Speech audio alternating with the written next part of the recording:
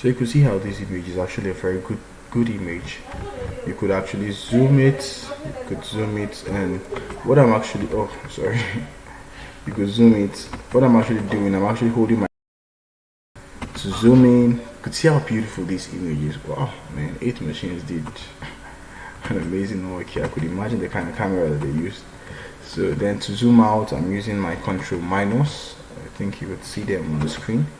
So like I said, first thing I want to do over here is I want to work on this panel, but I can't do that because look at now, I've clicked and I'm trying to drag, but it's not working. It's telling me that because the layer is locked. So first thing I want to do is to unlock it. Just double click it and we're back again, and let me call this maxed statue. Yeah. And then let me just give it a red color. Don't worry, you don't need to do all this, but it's very good for it to unlock this. Now notice something. The next thing I want to do right now, I want to convert this into a smart object. I have my reasons. Now once I removed this from the background, it automatically rasterized this image. So this whole texture that I could actually enjoy right now, if I continue working with this without making this a smart object, I might not really enjoy what I'm working with. So okay, let me just give you an example. So let me just now I've clicked on this and I Control T and I remember it's actually rasterized. I zoom in and then I click it again and I'm trying to zoom out. You'll notice something.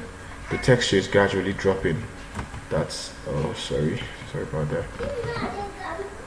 The whole clarity of this image, the quality of the image is actually dropping. You could see what's happening. It's no longer clear as it used to be. Now I still zoom in, I still make it smaller, and I'm taking it up again. Let me see here. Let's see what's happening to this image. Poor image. It's just losing its qualities, and I still go for the and then I'm bringing it backward. You could see that at this point it's already tired and it has lost almost the whole quality that I was enjoying at first. So that's the reason why most of the time it's actually good for you to leave your convert your image to a smart object. So let me undo all this whole step. For me to undo is to click on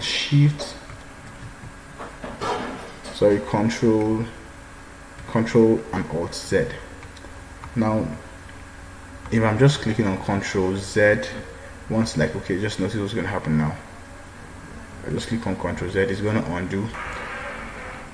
So you could see that once I click on Control Z once and I Control Z again, it's undo and also redo. So if I want to go back to the level or the way that it used to be, I will have to go back multiple times to the way it was, so I could convert it to a smart object. So what I will do is to click on Control Alt, and on a Mac that's Command Control Alt and Z. So you can see it's going back to the way it used to be, and perfect. I think we have this back, and I'm sure that you guys could also agree with me that this is amazing. So next thing I want to do is to right click on this layer here. Once I right click, you could see Convert to Smart Object.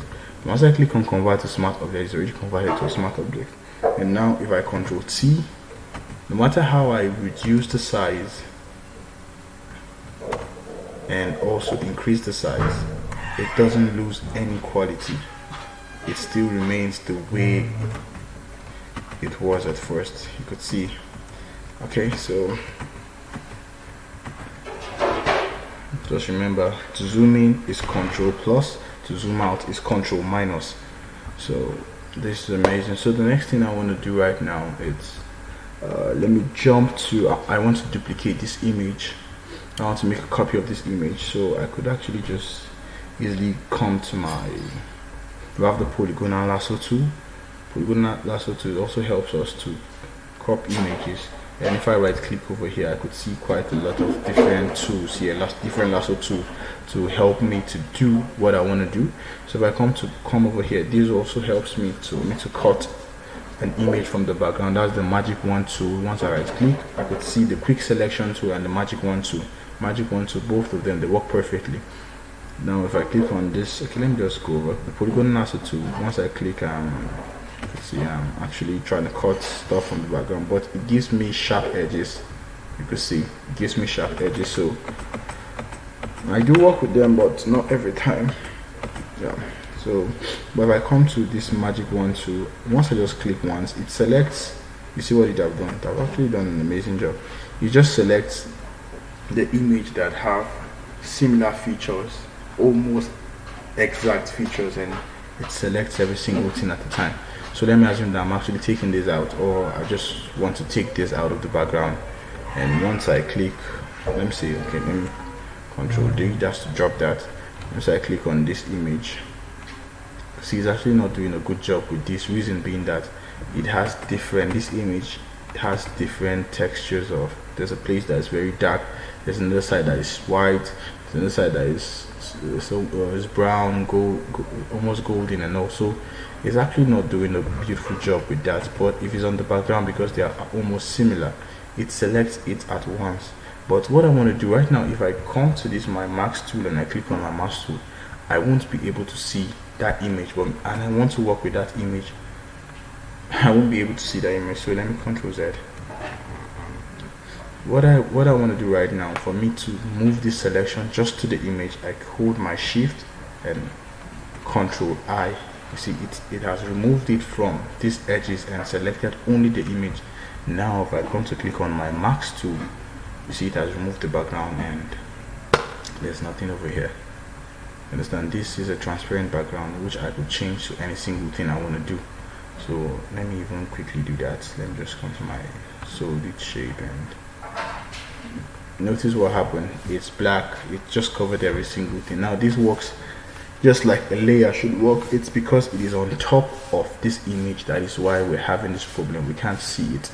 It's behind, the image is behind this our color fill. So once I hold it and I drag it down, it's going to expose that image. So you see this color is actually nice working with it. So I could actually work with various colors. You can see, so this is actually how it works, and you could just play around and see which one you enjoy the most. But one thing with most of this selection tool, they actually don't do an amazing job. I just undo most of the stuff that I just did. It actually doesn't give you an amazing, a clean cut the way you want it to give to you, but this actually did a very great job. So if I right click here, so all this whole stuff they actually used in helping us. So let me still work on my magic, let me work on my magic one too, because it actually did a good job. I clicked on the background, Shift Control I, that's more like for me to inverse it, and Control copy. I copied the image, Control V, I've pasted the image. Now I have two of this face. Let me go over it again. After this was selected, I clicked on Control C, that's to copy, and Control V, that's to paste it. So you could see that we have two images, we've actually duplicated it. So if I hold on, notice what's happening. Now I've picked this image already, but I want it to move on the smooth part. So I clicked on it and I'm holding my Shift button, because even though if I'm moving up, it's still moving on that part. Understand? So I'm moving it, but now it's hidden and I want to see it. So you could see how we're actually still working with our panels and all, but I want to see this. So coming down now, and I'll move to my crop tool, click on my crop tool, and then I could drag this to this point over here. And in fact, I think let me still go further. And once I click on OK, you could see that this part is still transparent. So there's a need for me to create a background, a new layer. So creating a new layer, you just come over here, come to this part. It will show you to create a new layer. Once you click on it, a new layer is created, but I want this layer to be created underneath this design, and I want the layer to take this color as well. So I have this is my color my eyedropper tool. Once I click on it and I click this, it automatically selects the color. So you can see what's happening. So this is also reflecting over here. Just looking at this point, you can see that it's actually selecting any color that I click on, but this is what I want to work with. So once I click on it and then I come over here, I could use my bucket tool to just paint over this, or I could just easily click on Alt and backspace. As long as this is selected, I could click Alt and backspace, and you can see what just happened. It just created that color. Alt backspace is you're telling it to fill your background with the color that is on top of this color switch here. You could change it also. If I had changed it and I clicked Alt backspace, you could see what's happening, but that's not the color that I want to work with. So I want to change it back to this and click on my Alt backspace, and this is what I got. So now I want this image to face this dude over here.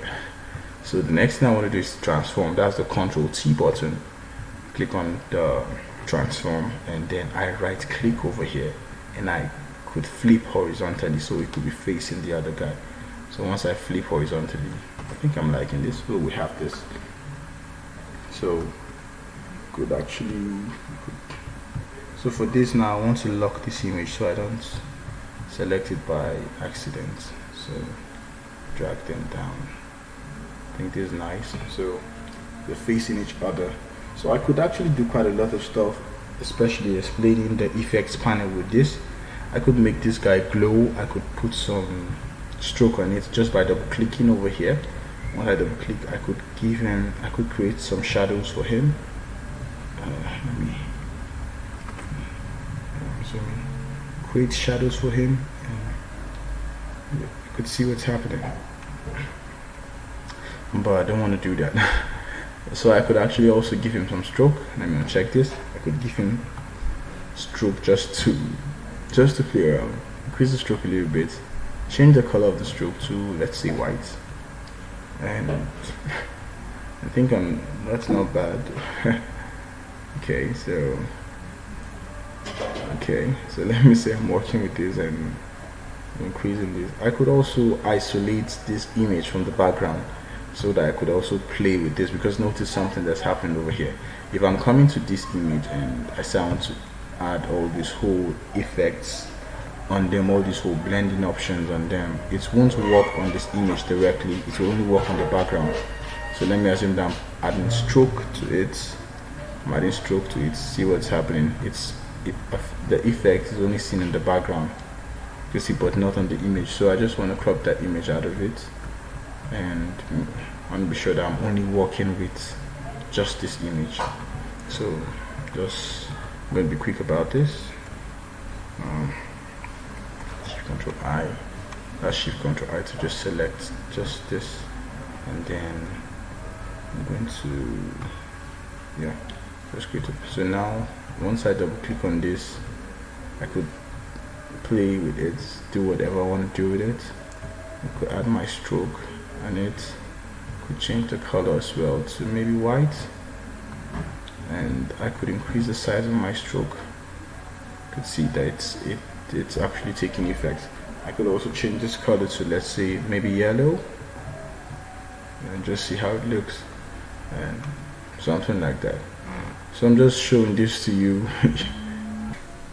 So you could actually play with the colors and pick any color that you see fit for whatever you're actually working on.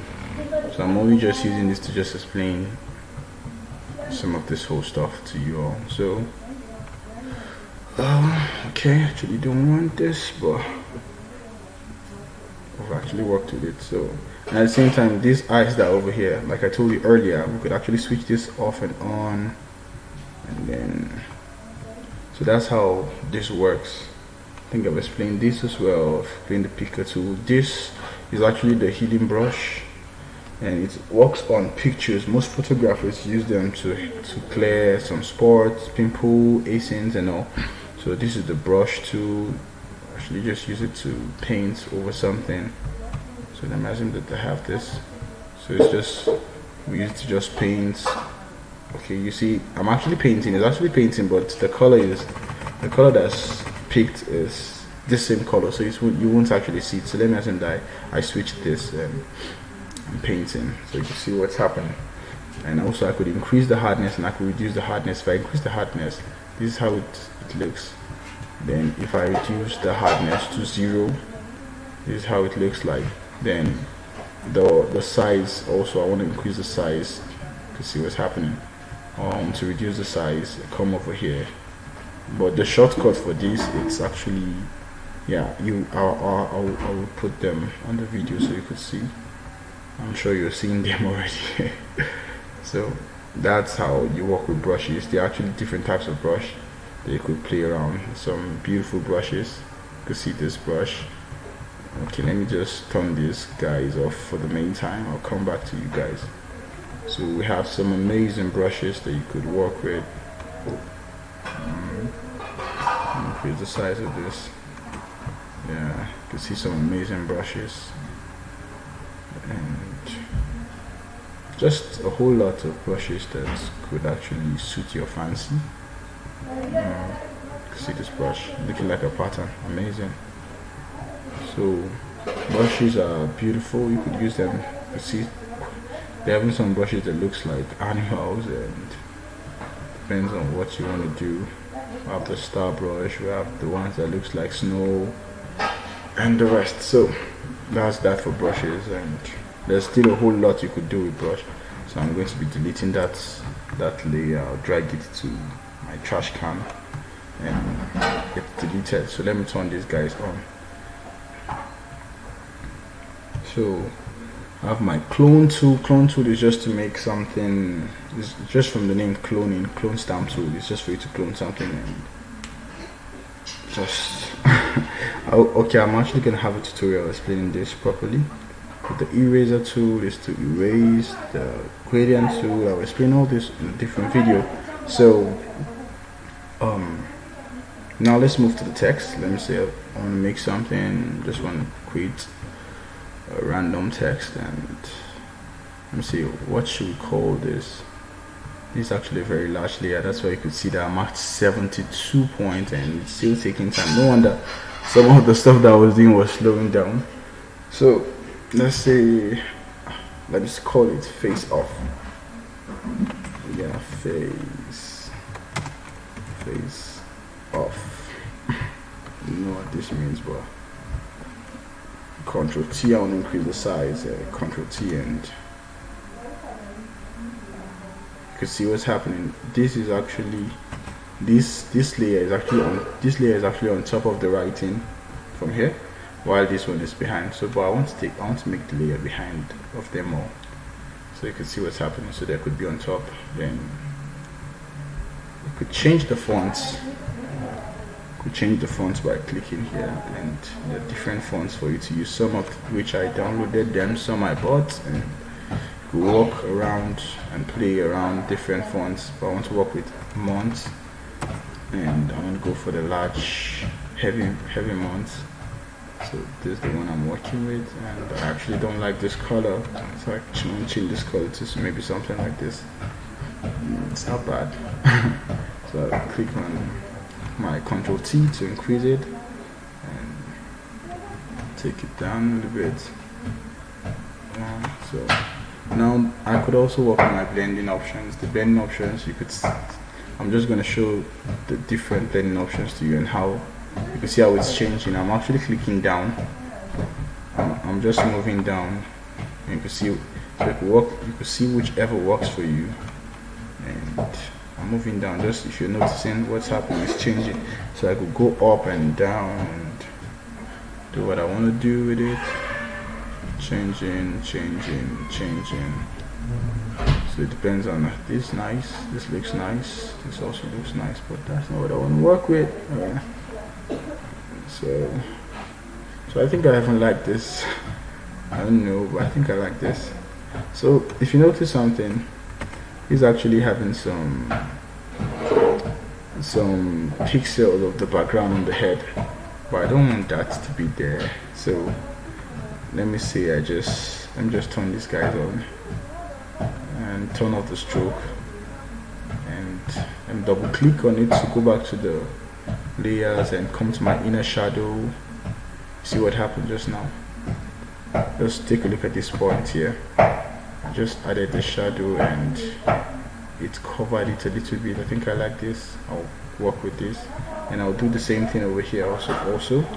I'll double click on this, then I'll come to my inner shadow. You can see it's actually a good job. I could still increase the size. I could increase the choke. It's work. I think I'm okay with this, and I'm fine with it. This face off and change, right, making the writing in front. Face off.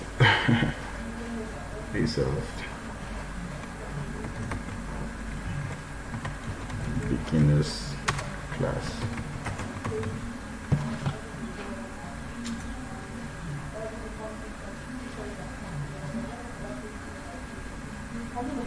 Okay, so I think I like this. And I could go to my move button to take this to wherever I want to take it to. Could work with white or any single thing I want to work with. This is just a beginner's class, so I won't want to give you guys too many details so I don't confuse you. So face of beginner's class, I could change this color to white or something. I don't want it to be too visible, so I like this. And I could also give it a shadow. Click on the shadow so it could be a little bit visible, and just something like this. I could also move it to wherever I want to take it to, either here or here. Then I'll still take it behind, and could leave it like this. And this is just a beginner's class, so it's just for you to understand some of this whole stuff. And I could also change the brightness of this image by clicking on brightness and just playing around to see what's happening. The brightness is increasing and it's beautiful. You can also increase the contrast to see how it's actually popping out very well. So we also come to my levels adjustment, and then move this also. This actually works with the whites of the image, increasing the whites of the image. This increases the neutrals of the image or decreases the neutrals of the image. See what's happening. I'm actually playing around and it's actually coming nice. And this is the black, so it increases the black of the image as well. So you could just play around and see what works for you. You could see this is the curves and understand. So then I'll put the hue saturation. So I'll actually create a special class explaining all this. So for now, this is what we've done, and I don't know, in case you might have any question to ask, maybe you just drop it on the comment section, the comment box. If you have any other image you want me to work on, just drop it. And also don't forget to subscribe to my YouTube channel, and I'll actually be dropping videos on different designs, how to make them, how to work on them, and also explain most of these panels that we see in the Photoshop application. So for now, have a wonderful day ahead and take care, and don't forget to get your systems up and practice the stuff that we've done together. Thank you very much. Once again, this is Gabriel Emmanuel Maji, Creative Director, Olenbox Concept.